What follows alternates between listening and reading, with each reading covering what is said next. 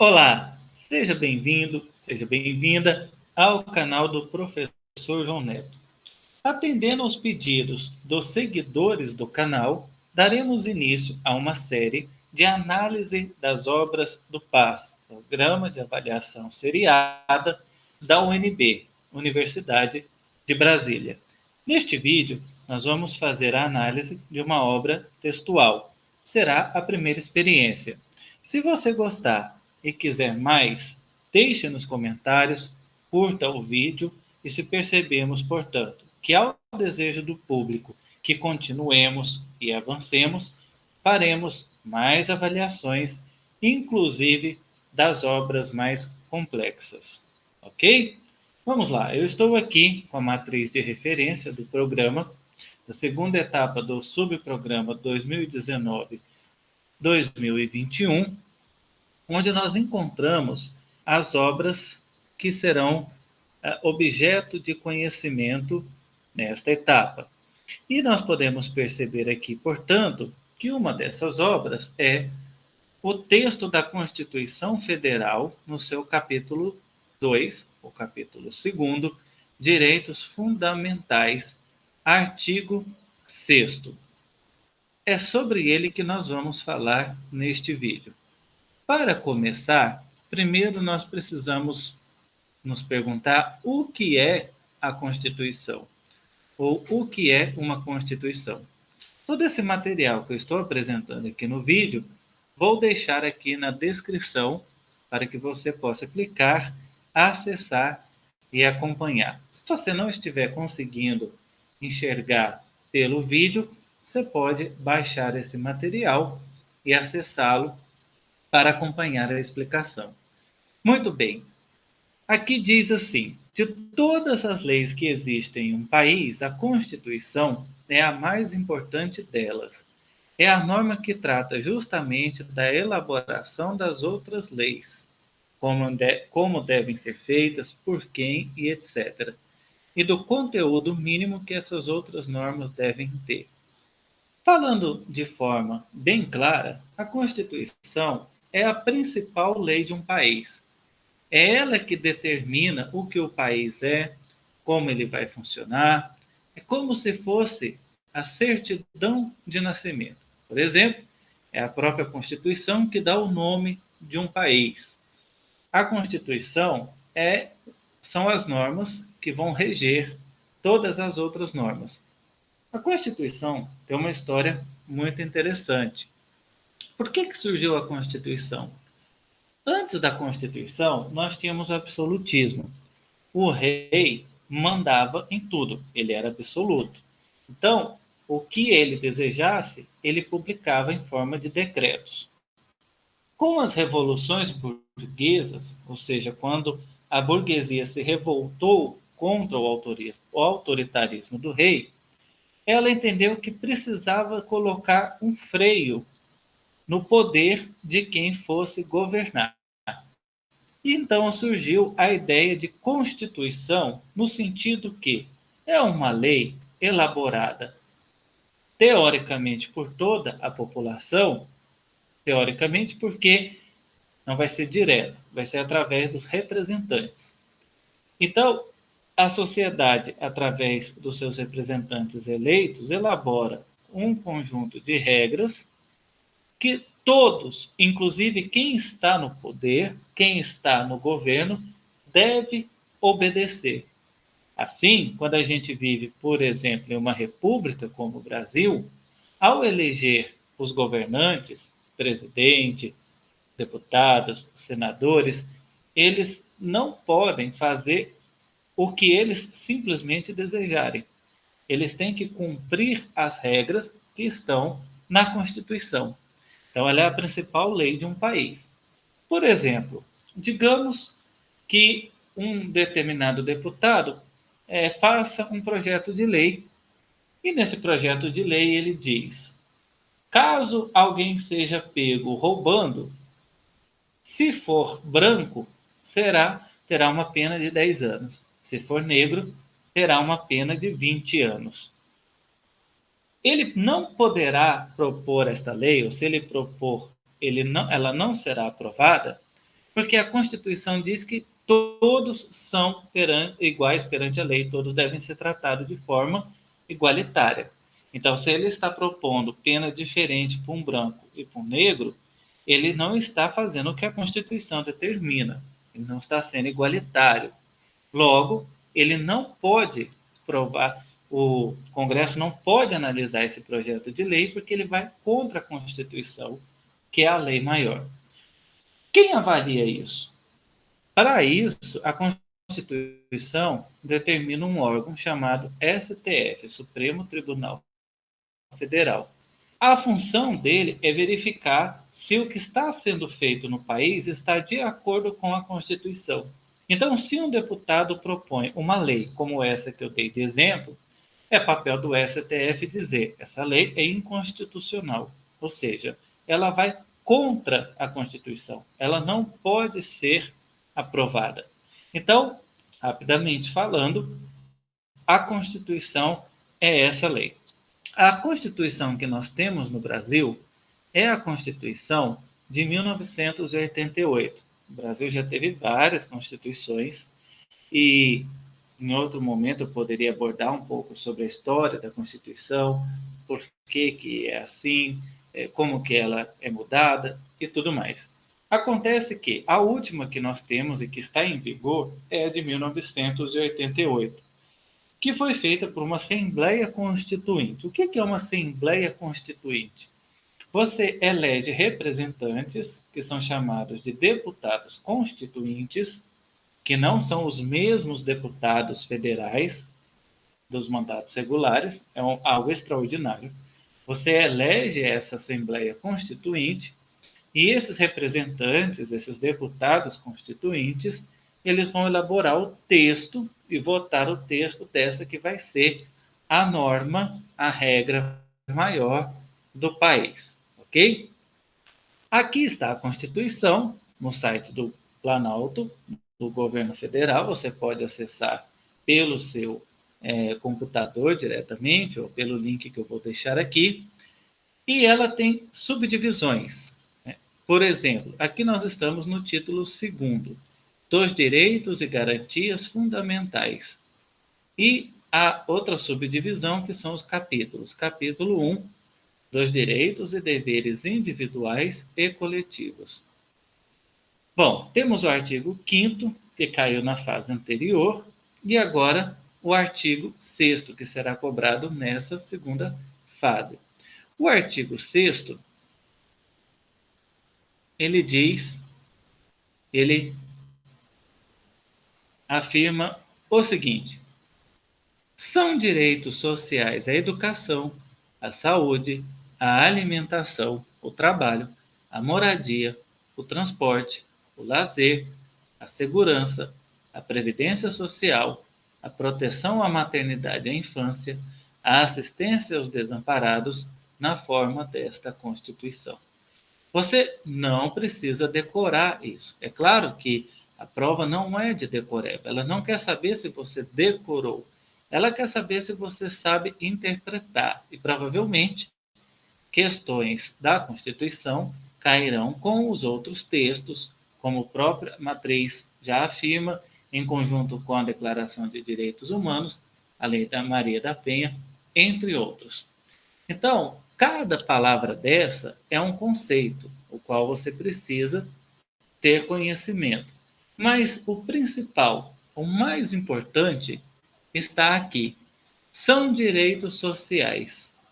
O que são direitos sociais? Para isso, eu recomendo a obra do professor historiador José Murilo de Carvalho, Cidadania no Brasil, o Longo Caminho. Nesta obra, ele vai tratar exatamente sobre os direitos. E isso é muito importante. Essa obra, ela é muito importante para quem vai fazer o PAS. Portanto, se você quiser que eu grave vídeos falando mais sobre o livro do José Murilo de Carvalho, sobre esse importante livro que se chama A Cidadania do Brasil, peça nos comentários. Se um número relativo de seguidores solicitar, nós vamos fazer essa análise. Bom, ele diz aqui na introdução o seguinte, acompanhe comigo e preste atenção. Tornou-se costume desdobrar a cidadania em direitos civis, políticos e sociais. O cidadão pleno seria aquele que fosse titular dos três direitos. Caso você esteja acompanhando pelo arquivo que eu deixei na descrição, estamos na página 7. Os que não se beneficiassem de nenhum dos direitos seriam não cidadãos. Cidadãos incompletos seriam os que possuíssem apenas alguns dos direitos, ou seja, o cidadão pleno é aquele que é titular dos três direitos: civil, político e social. O incompleto possui apenas alguns dos direitos, e aqueles que não têm nenhum não são cidadãos. E ele continua: direitos civis são os direitos fundamentais à vida, à liberdade, à propriedade, à igualdade perante a lei. Eles se desdobram na garantia de ir e vir, de escolher o trabalho, de manifestar o pensamento, de organizar-se, de ter respeitado a inviolabilidade do lar e da correspondência, de não ser preso a não ser pela autoridade competente e de acordo com as leis, de não ser condenado sem processo legal regular. São direitos cuja garantia se baseia na existência de uma justiça independente, eficiente, barata e acessível a todos. Justiça independente, portanto, aquela teoria dos três poderes: legislativo, executivo e judiciário. A justiça é o poder judiciário. Ela não é dependente nem do executivo, nem do legislativo. Ela tem que ser independente. São eles que garantem as relações civilizadas entre as pessoas e a própria existência da sociedade civil surgida com o desenvolvimento do capitalismo. Sua pedra de toque é a liberdade individual. Ou seja, no final, ele praticamente resume: os direitos civis estão ligados às liberdades individuais. Ele diz o seguinte adiante: é possível haver direitos civis sem direitos políticos. Estes se referem à participação do cidadão no governo da sociedade. Seu exercício é limitado à parcela da população e consiste na capacidade de fazer demonstrações políticas, de organizar partidos, de votar, de ser votado. Em geral, quando se fala de direitos políticos, é do direito do voto que está se falando. Ou seja, ele está falando dos direitos políticos, é o direito de votar, mas também de ser candidato. Por isso que ele fala, é possível haver direitos civis sem direitos políticos. Por exemplo, um adolescente de 15 anos, ele tem direitos civis, mas ele não tem direitos políticos. Com 15 anos, ele não pode votar e ele não pode se candidatar. Muitas vezes, alguns processos, como o processo de impeachment, caça o direito político da pessoa por um determinado tempo. Ou seja, ela não pode se candidatar durante um período. Então, ela ficou tolhida do seu direito político. E ele, a seguir, continua: se pode haver direitos civis sem direitos políticos, o contrário não é viável. Sem os direitos civis, sobretudo a liberdade de opinião e organização, os direitos políticos, sobretudo o voto, podem existir formalmente, mas ficam esvaziados de conteúdo e servem antes para justificar governos do que para representar cidadãos. Os direitos políticos têm como instituição principal os partidos e um parlamento livre e representativo. São eles que conferem legitimidade à organização política da sociedade, sua essência é a ideia de autogoverno. Então, uma pessoa, um adolescente de 15 anos, ele pode ter direitos civis, mas não ter direitos políticos. Agora, é impossível que um adulto tenha os direitos políticos sem antes ter os direitos civis, ou seja, os direitos políticos são consequência dos direitos civis. Agora, mais importante aqui, porque tem a ver com o artigo 6º que está sendo cobrado. Finalmente, há os direitos sociais. Se os direitos civis garantem a vida em sociedade e os políticos garantem a participação no governo, os direitos sociais garantem a participação na riqueza coletiva. Guarda isso. Os direitos sociais garantem a participação na riqueza coletiva. Eles incluem o direito à educação, ao trabalho, ao salário justo, à saúde, à aposentadoria. Percebe que é o mesmo que está escrito lá no artigo 6º? Por exemplo, previdência social, está relacionada à aposentadoria. Previdência social não é sinônimo de aposentadoria. A aposentadoria é um exemplo de previdência social. A aposentadoria é um dos frutos da previdência social. Ou seja, a aposentadoria está contida no contexto, no conceito de previdência social. Mas a previdência social não é só a aposentadoria, ela vai além. A garantia de sua vigência depende da existência de uma eficiente máquina administrativa do poder executivo. Em tese, eles podem existir sem os direitos civis e sem os políticos. Podem mesmo ser usados em substituição aos direitos políticos. Ou seja, há, por exemplo, ditaduras que promovem direitos sociais. Ou seja, a pessoa está em um governo ditatorial, esse governo ditatorial fornece educação, trabalho, saúde, aposentadoria, mas não permite os direitos civis, por exemplo, de questionar, de crítica, e também não permite o direito político, ou seja, a pessoa não pode votar nem candidatar, porque quem manda é o ditador. E interessante que ele diz assim, em tese, podem mesmo ser usados em substituição aos direitos políticos. Ou seja, você pode ter um ditador que diz, graças a mim, vocês têm saúde, vocês têm educação, vocês têm aposentadoria, então, para desfrutar disso, não questionem a minha autoridade. E aí o povo consente, ou seja, ok, nós abrimos mão de ter direitos políticos, de votar, de ser candidato, em prol de termos os direitos sociais. Então ele continua. Na ausência de direitos civis e políticos, seu conteúdo e alcance tendem a ser arbitrários, o que eu acabei de dizer.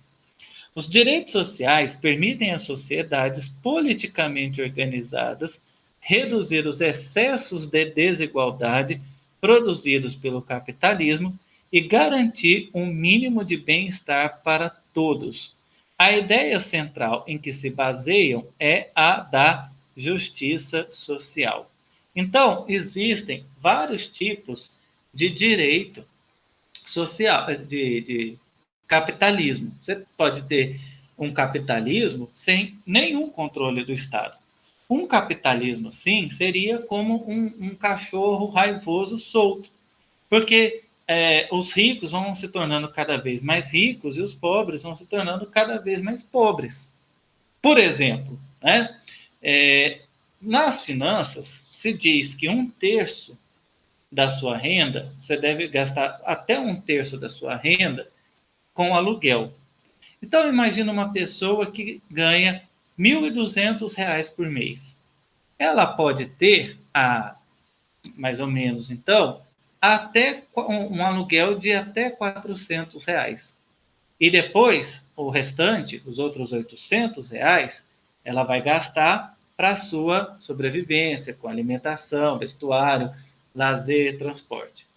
Mas uma pessoa rica, milionária, que, por exemplo, ela ganha R$ 120 mil por mês, ao invés de, não 1.200, mas R$ 120 mil por mês, ela não precisa pagar um aluguel de R$ 40 mil por mês.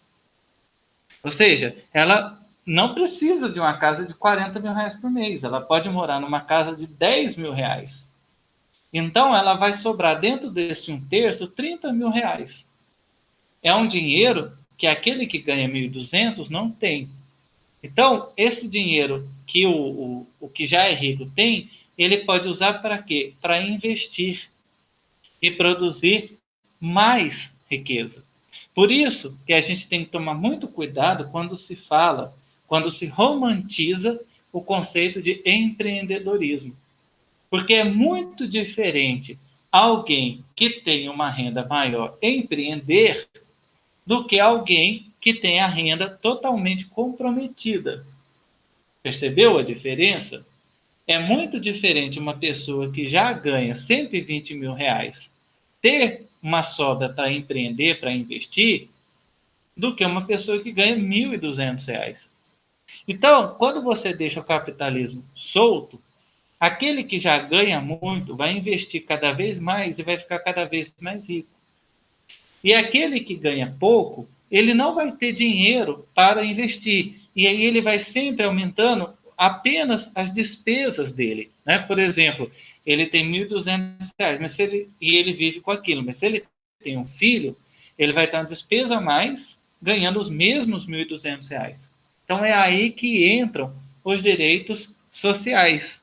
Ou seja, por exemplo, se você deixar livre, você colocasse a educação simplesmente como uma mercadoria e não como um direito, o que é rico poderia pagar, teria educação. O que é pobre não poderia pagar, não teria.